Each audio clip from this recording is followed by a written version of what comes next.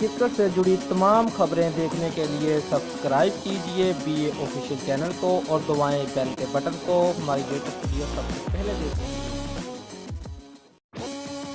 Chairman PCB Najam Sethi کے بلند بانگ دعووں کا پول کھلنے لگا۔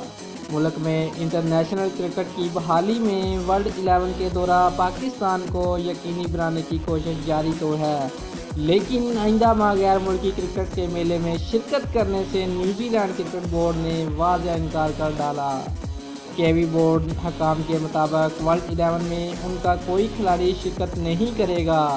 $1 لاکھ کی آفر کے باوجود کھلاڑیوں کو ریلیز نہیں کریں گے۔ اس سے زیادہ پریشان کن بات یہ ہے کہ بورڈ حکام نے غیر سینٹرل کنٹریکٹ کرکٹ کو بھی وارننگ دے دی۔